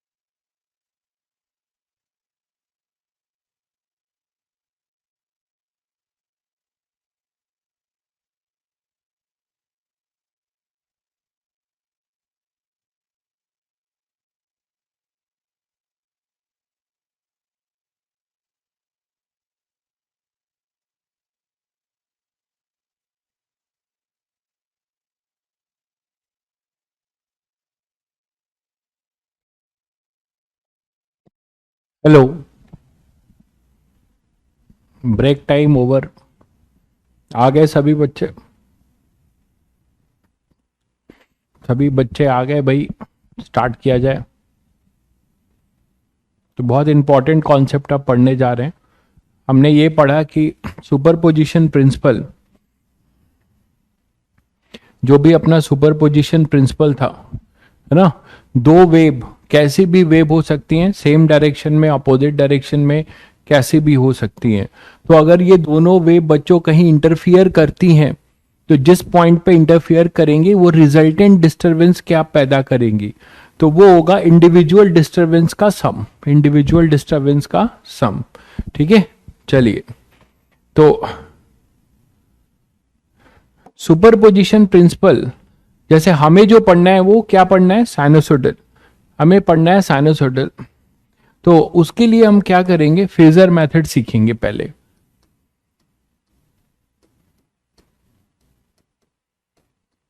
फेजर मेथड, फेजर मेथड आपको ये बताएगा कि किसी भी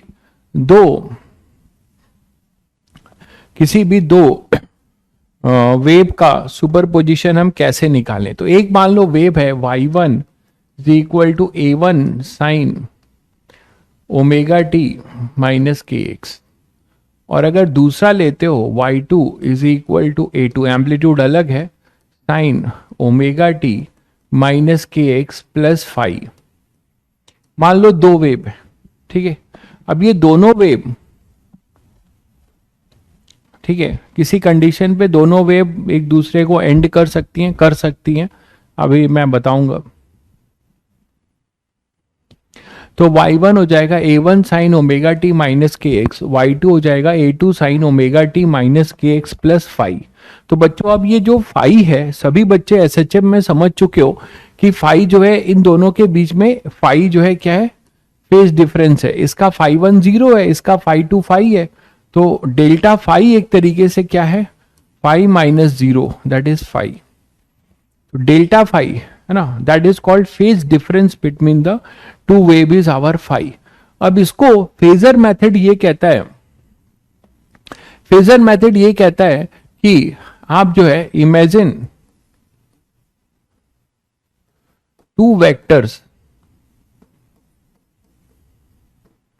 ऑफ एम्पलीट्यूड ऑफ मैग्नीट्यूड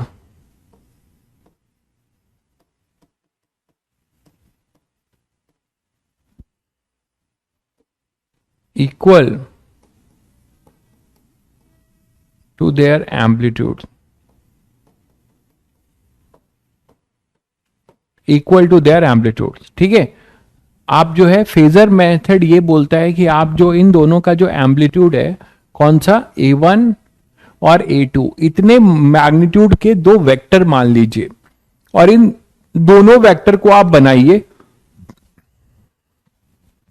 जो वेक्टर आगे होगा, ठीक है, उसको एंटी क्लॉकवाइज में रोटेट कर लीजिए, मतलब ऐसा बनेगा इसका फेजर। मान लीजिए ऐसा है, आपने एक फेजर, एक वेक्टर माना a1 का, इसको रेफरेंस फेजर मानिए।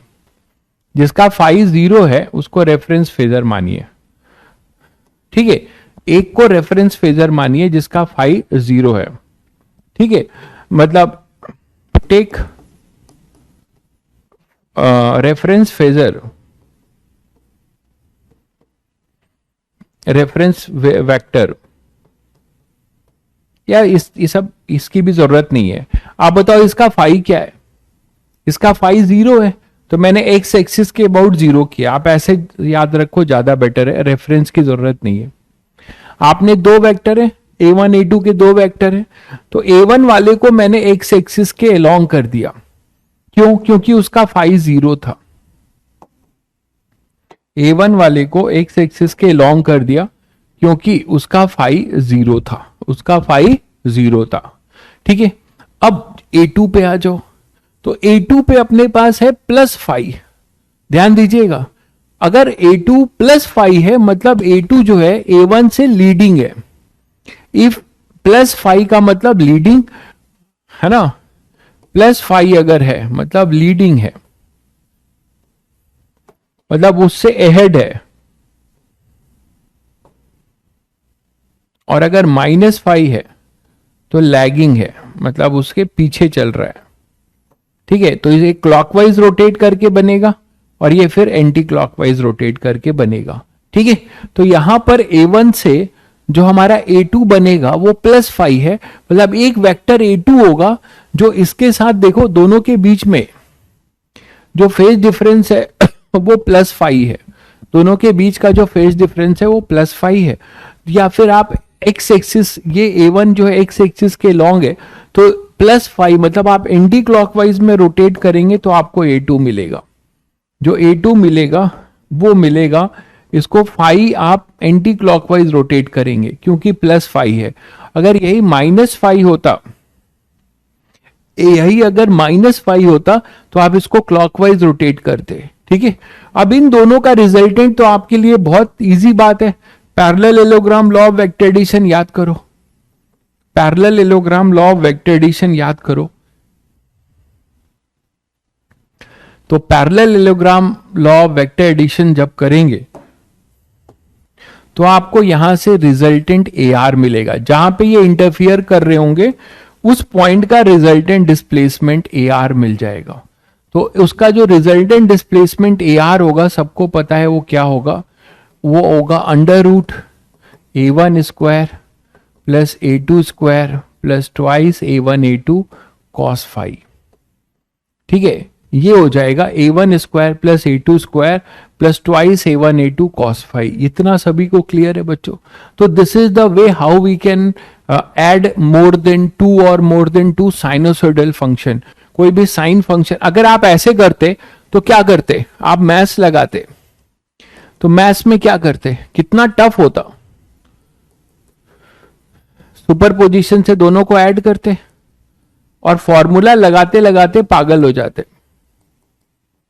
ठीक है, पहले आपको इसको ब्रेक करना पड़ता है साइन A माइनस बी में, इसको भी ब्रेक करना पड़ता है, ये A1 A2 है तो कॉमन भी नहीं जा सकता कि sine C plus sine D लगा दे, है ना, कॉमन भी नहीं जा सकता जिससे sine C plus sine D लगा दे, तो बहुत टफ हो जाता है ना, मैथ से अगर आप करते तो बहुत टफ हो जाता। तो इन दोनों का जो रिजल्टेंट YR है वही अपना उसका मैग्नीट्यूड, उसका जो मैक्सिमम एम्पलीट्यूड जो होगा वो AR होगा। तो इसको आप फेजर से निकाल सकते हो। ठीक है, उसको आप फेजर से निकाल सकते हो। और अगर यही मान लीजिए रिजल्टेंट इंटेंसिटी जो होता है, इंटेंसिटी के फॉर्म में भी बता सकते हो, intensity is directly proportional to amplitude square, ये आगे अभी प्रूफ भी होगा। ठीक है, तो आप इंटेंसिटी के फॉर्म में भी इसको बता सकते हो। कैसे, इसका फॉर्मूला स्क्वायर कर लो, तो AR square is equal to A1 square plus A2 square plus twice A1 A2 cos phi. ठीक है, अब आप इसको लिख सकते थे IR, ठीक है, और इसको क्या लिख सकते थे I1, इसको I2 प्लस ट्वाइस इसको √I1 I2 cos फाई। तो आप इंटेंसिटी की जरूरत जहां तक आपको होगा, ये साउंड वेव में आपको इसकी जरूरत पड़ेगी, है ना, ट्रांसवर्स वेव में इंटेंसिटी का कोई लॉजिक नहीं है, साउंड वेव, दो साउंड वेव इंटरफियर करेंगी तब होगा। ठीक है, तो इंटेंसिटी जो होगा रिजल्टेंट, वो आप इंटेंसिटी के फॉर्म में ये बोल सकते हो, एम्पलीट्यूड के फॉर्म में ये बोल सकते हो। ये फॉर्मूला है अपना रिजल्टेंट इंटेंसिटी का। क्लियर है बच्चों? चलिए अब इस पे एक और क्वेश्चन करते हैं जिससे आपको फेजर की और प्रैक्टिस हो जाए। मान लीजिए आपके पास एक इक्वेशन है y1 is equal to A sine omega T, दूसरा है y2 equal to 2A sine omega T plus π/3, और y3 है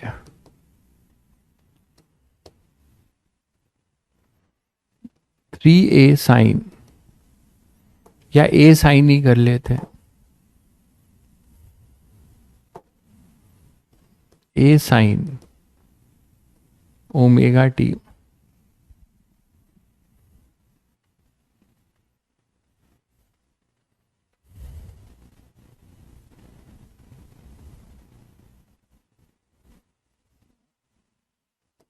प्लस 2π/3 प्लस 2π/3। मान लो ये है 3 साइनोसॉइडल फंक्शन दिए जा रहे हैं, अब 3 है। आपको क्या करना है, ये कहीं तीनों फंक्शन अगर ऐड होंगे तो हमें वाई आर की बात करनी है, रिजल्टेंट एम्पलीट्यूड निकालना है।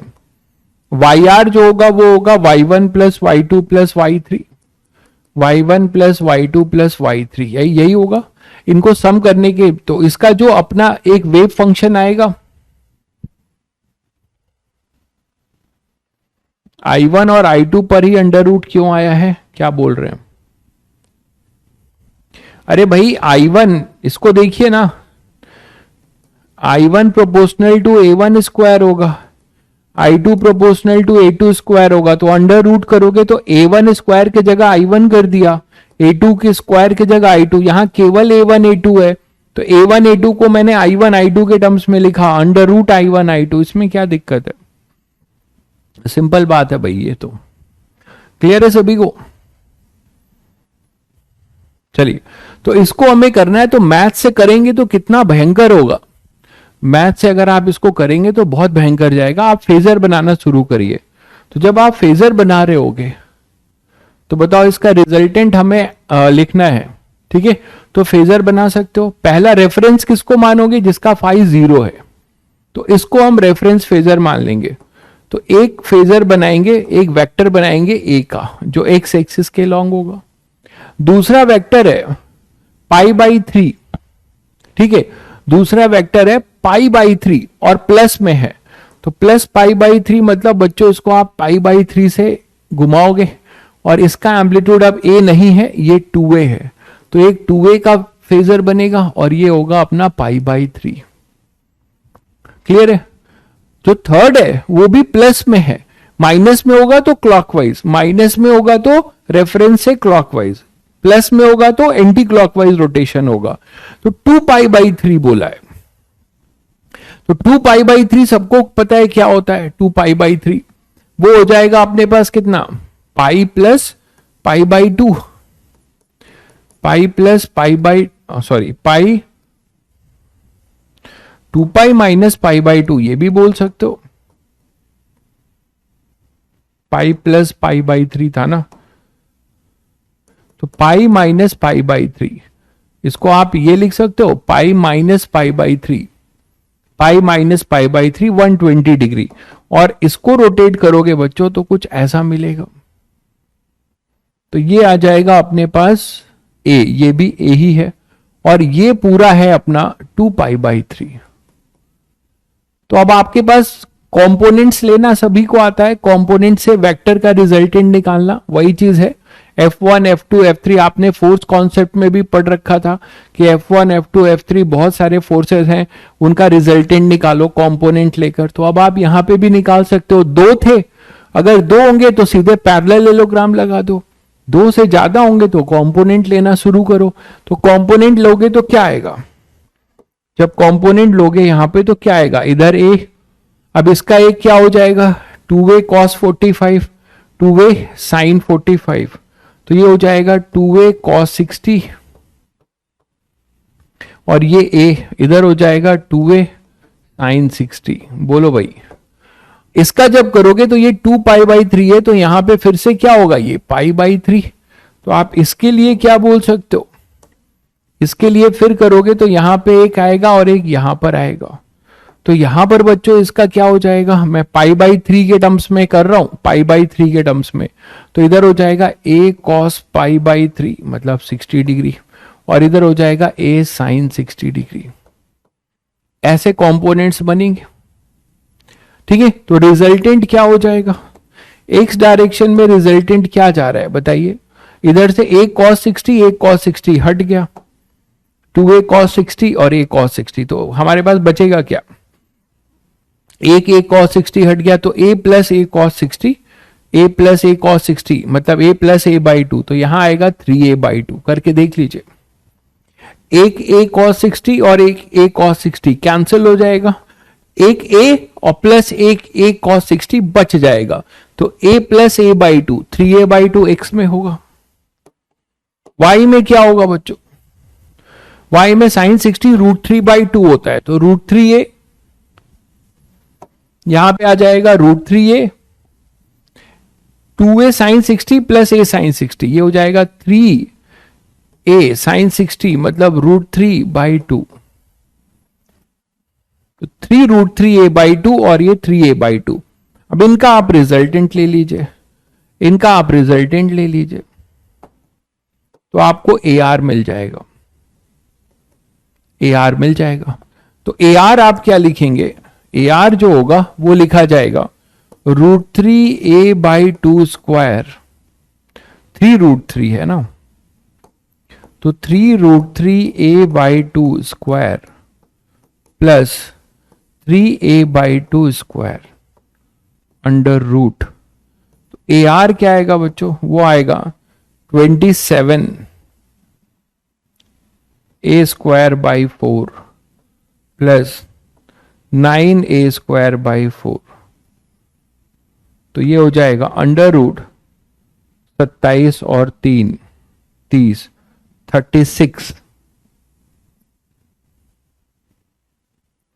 36 है, तो 4 9 जा 9 4 जा 36, तो 9a²। चेक करिएगा जरा,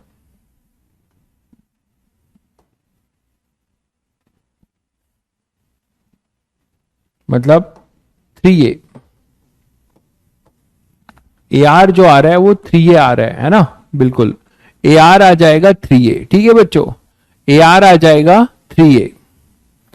हॉरिजेंटल ने a/2 होगा, कहां पर a/2 होगा, a/2 नहीं होगा भाई, a + a/2 होगा, क्योंकि यहां पर देखिए 2a है और यहां पे a/2 है, तो 2a - a/2 3a/2।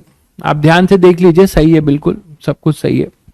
ठीक है, अब आपको जो रिजल्टेंट इक्वेशन मिलेगी, अगर आप 2 या 2 से अधिक साइनोसोडल फंक्शन को आप अगर ऐड करते हैं, सुपर इंपोज करते हैं, सुपर पोजिशन से ऐड करते हैं, तो आपको जो रिजल्टेंट मिलेगा इक्वेशन वो भी साइनोसोडल ही मिलेगा। तो आप वो भी लिख सकते हैं। कैसे लिख सकते हैं, आपको AR पता है तो ये YR अब लिख सकते हैं आप। YR लिखने के लिए आप क्या करो, फाइनली आपके पास क्या क्या मिला, फाइनली आपके पास ये मिला 3, इसको ऐसे लिखो 3√3a/2, 3√3a/2, और ये कुछ हम थीटा मान लेते हैं। तो रेफरेंस एक्स एक्सिस है, तो रेफरेंस से रिजल्टेंट का फेज डिफरेंस कितना है, रेफरेंस से रिजल्टेंट का फेज डिफरेंस कितना है वो आप लिख सकते हैं। YR का जो फॉर्म होगा बच्चों, ये इंपॉर्टेंट है, आपसे YR भी पूछा जा सकता है। तो YR कुछ ऐसा होगा, AR sin ωt + phi। ठीक है, तो आप यहां पर इसको phi ले लीजिए, इनिशियल फेज कांस्टेंट। तो जो रिजल्टेंट आएगा उसका phi कितना है एक्स एक्सिस से, यही तो एक्स एक्सिस था जिसको आपने रेफरेंस लिया था। ठीक है, तो आप phi भी निकाल सकते हो, tan phi से देखो, tan phi कितना हो जाएगा 3√3a/2